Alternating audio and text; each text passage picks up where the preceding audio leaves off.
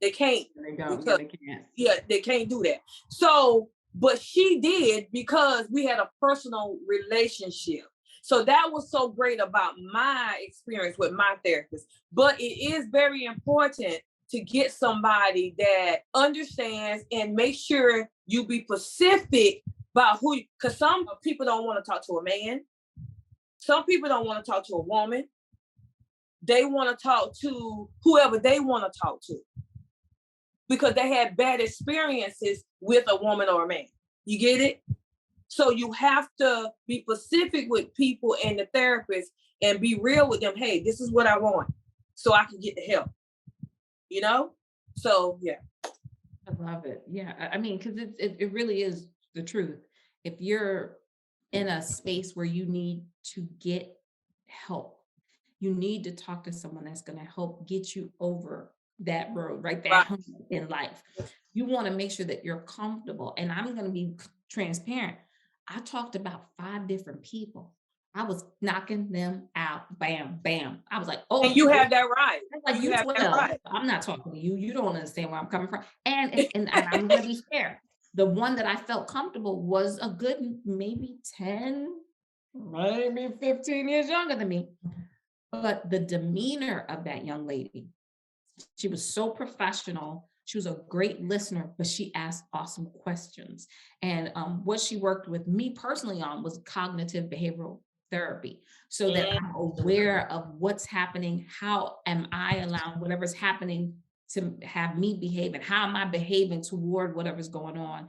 And for me to be more conscious, like, okay, when this happens, how does that make me feel? You know, and I didn't like that at first, because, you know, it's like, oh, he's talking about feelings. I don't want to get all this. Yeah. Yeah. But she gave me little homework, gave me homework every time we connected. Right. But yeah. I mean, literally 5. I was just like, nope. I tried one, and you know, she was weird to me. I was like, oh no, that's not gonna work. Then the other one, I was like, Then, you know, I tried a male too, and he was nice, but it still just didn't feel right. Didn't feel right. Finally, the 5th person, I thought to myself, is it me? Like, am I that difficult? Like, I can't even do that. No, you weren't being difficult. You just want to find somebody that can relate to you. Yes. You got to have, it don't matter. It's still, listen, it's a relationship. Right now, you and that therapist is in a relationship to help. They're just like you and your husband. Y'all in a relationship, but y'all relate and y'all understand each other. If y'all wasn't doing that, y'all be ready to get a divorce, right? So that's what you did to those therapists. Yes, I was divorcing all of them. I was like, nope, nope, nope, nope. Exactly. Nope. Okay. So you have that right. You have that right. So no, you did the right thing. Yeah. And so I would definitely tell people too, it may take a while to find the right person, but to not give up. Like, this is about you. It's not about the therapist, right? You know, and again, because I am a person, I am a people pleaser by nature. I was having a hard time saying I didn't like the therapist. It wasn't like, well, not that I didn't like them, but I didn't like our relationship. And so I was trying to make it work. And then I had to realize, like, it's not about the therapist. This is about you. Me. And number one, I'm not paying for it. Yeah, and guess what? They're gonna still get paid regardless. You don't get help regardless. Absolutely. Exactly. Like, so you need to go to somebody that's gonna make you happy, and they get paid, and you be satisfied. Your money going to somebody that's gonna help you. Why you want to stay with somebody? You know what I'm saying? So we have to make sure you feel good about it. And we have to work on our social skills and stuff like that. Mental health plays with that, with the social skills and stuff. When you don't have that. And, you know, I am, person, introvert sometimes. I like going to people sometimes, but more, I'm a homebody. I can stay home and I'll be happy. I'm good. But it's sometimes you got to get out and be social. You got to be a social butterfly. Don't get it wrong. I love being around people, but then after a while, I'd be like, ready to go home.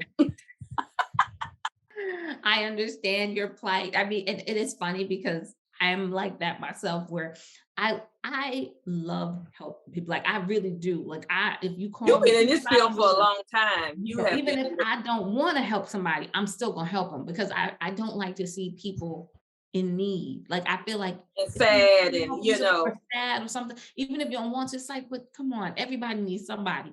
But I also have to remind myself that it is okay to be selfish with your time. And it is okay to be selfish when it's something where you need to take care of you. Because if you don't take care of you, how are you gonna get? Okay, that's just like a person in a ring, a boxing ring, right?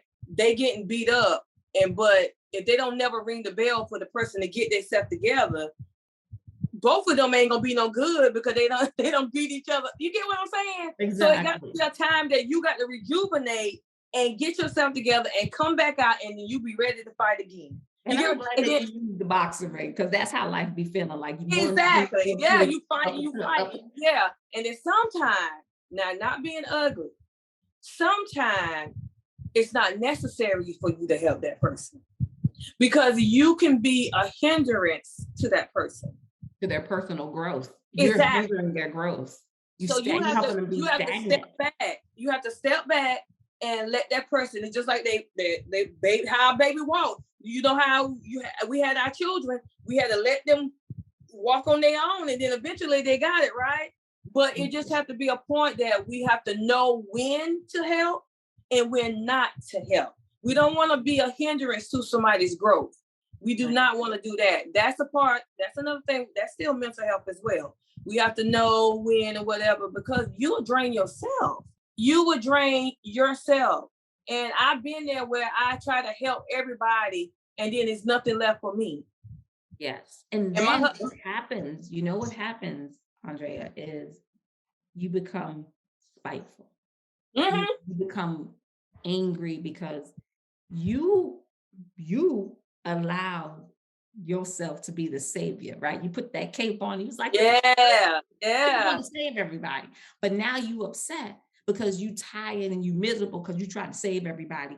And why you upset for? Because you the one stepped out. You the one that did it. Absolutely. Yeah, so it ain't nobody's fault but yours.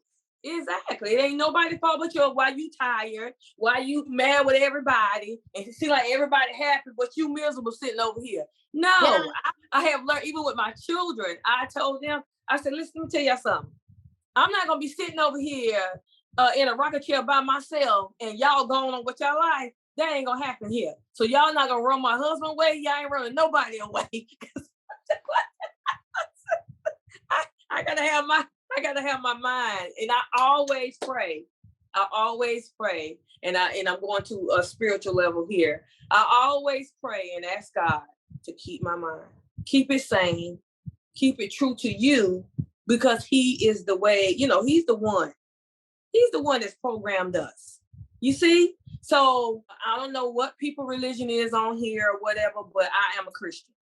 So I'm not knocking nobody else's religion, but at the end of the day, we still serving a higher power. So my thing is, I always ask God to keep my mind. I have to, because if you don't, I feel, and you just go with the world, then you will end up being a part of the world. Trying to keep up with everything that's happening in this world, keeping up with the Joneses, as my mom used to say. Exactly. Your last name is not Jones, so why are you trying to keep up? But when you're trying to do this and you're doing that and you're doing this and they're doing that and you're doing this, and even with having a YouTube channel, I actually have two. One that that's real more focused on HR, and one is just like about my life and HR and therapy and family and weight loss and all that other good stuff. But trying to keep up, and then the world will make you start to question yourself, like, am I good enough? Can I do am I this? Because you're looking so busy. And a lot of the mental issues that we have right now is because of the world we live in, because we're looking at outside, right? And let me tell you, we didn't grow up with social media, right? So, you can do your thing, nobody know what's going on. But the world we live now, everything is just out there. So you're looking at what everybody else is doing and you're critiquing yourself all the time, not realizing that what you're seeing is a facade. Like 90%, it's a mirage. 90% of what you're seeing ain't real. Exactly. And people only put up what they want you to see. Let me share this with you right quick, where I was watching this thing on Facebook where this guy, he do little skits, right? So this couple was looking at these other couple, and they was, the little young couple, they were looking at them. They were like, oh my God, he brought her another car. Oh my God. She said he got her a purse, another this. Oh my God, he got a brand new Porsche. Oh my God. And it was like, oh my God, they're at the apartment that we getting ready to go to. So they was going on the apartment, but the other couple didn't see them.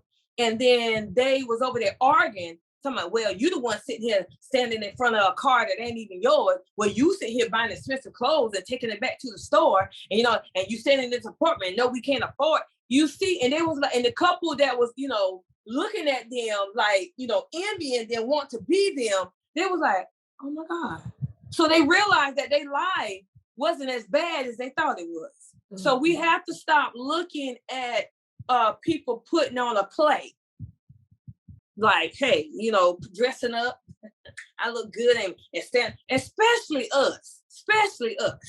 Lord have mercy. Don't let me go there. We'll talk about that another time. But anyway, we talking about mental health right now.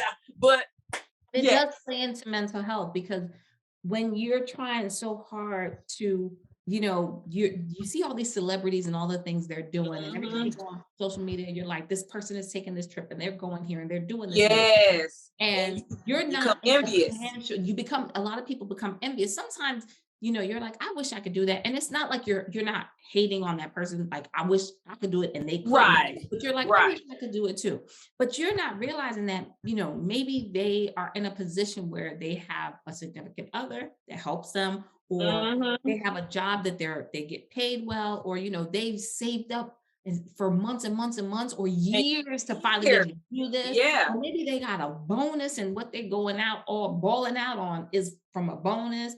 Or maybe they live with their mom in the basement and they ain't got no rent. Like, you don't know what people You don't know what they're going to do. And then sometimes they live on their own. They didn't pay their rent. And so therefore, this is what they're doing. I grew up in New York City. So I know I grew up with people that wasn't handling their business. Like, they wasn't paying their rent. They wasn't doing this. They lived with their mom. They was living. There's nothing wrong with living with your mom. I'm not saying that. But I'm saying there's some people that when you get to a certain age, you should leave the nest, unless you and your parents own the joint together, or you're there to help your parents, or whatever the case may be. But with a lot of people, we're going off of what we see, and you're not seeing everything because they're only showing you what they want you to see. And behind this picture, there's stuff happening to the left, there's stuff happening to the right, but you can't see it because that's not it. Because they only showing you this little stuff. Yeah. I watched something where the girl was watching a video and they was at a concert, and she took her phone and was watching the concert on TV, talking about, this is so awesome. But she made it look like to the people watching her YouTube or whatever it was, that she was actually there when she was just recording it off the TV. But that's to tell you the society we live in, and people laugh and stuff like that, but the world is so fast, and everyone's so enamored with this fast life and having everything and balling out and having 10 streams of income. And don't get me wrong, you got to do what you got to do to survive in this world, right? As long as you're honest and not hurting nobody, you do what you need to do. But don't compare. And that's where a lot of, even more so, we're seeing an uptick in mental illness with COVID. Because a lot of these younger people, because they're so busy comparing themselves to another person, and you don't really know those people's story. And it may not be what you think it is. And my mother used to always say, everything that glitter ain't gold. And you better believe that, because you don't know what those people are going through. After they cut that phone off, they may not have no friends. They may have 250,000 followers, but when they click that phone off, they don't have anybody to talk to. They're alone. They are alone. They may be in a house crying a bucket of tears. You don't know. Yeah, and then just like you said, it's a lot of them that is having mental health problems because they're trying to keep up that facade. You see what I'm saying? So you have to really, and another thing too that we have to do with mental health, do a check-in. Yes, and it's so important. Check-in is very important when you don't hear from a person for a certain amount of days or something like that, especially a person that's close to you. Yes. And stuff like that. I feel like a check-in is very, very important. Absolutely. You need to check in on people. And then another thing too that help, messes with people now these days is becoming a caregiver to your loved ones and all this stuff. Because being a caregiver is not easy, because I can really speak on that, because my brother, he was a caregiver to my parents, and see, it messed with him. He probably felt like he failed because both of them are gone. You see what I'm saying? So that plays a part. So when you are a caregiver, sometimes people don't have the help. So I feel like you need to find programs and stuff that can help you take a break. Not saying give up being a caregiver to help you with, taking care of your husband, your child, your mother, father, whoever. Don't give up. You're not giving up, but get help. Yes, I love it. I mean, we could go on for days and Yes, hours. we can. I am so stoked that I was able to have you on, my channel, and to, do this video, because it is so important that people understand that it is okay if you're not okay. Mm-hmm. But it's not okay if you don't get the help you need. Help that you need. You need, and so definitely look on, in the description box. I'm going to make sure that I have numbers and different websites that and apps and stuff that people may need. Yes. Absolutely. Again, Andrea, I thank you. I adore you. It is so I appreciate you having me. You are so welcome. Until next time, it's your girl, All Things Camille. Ciao.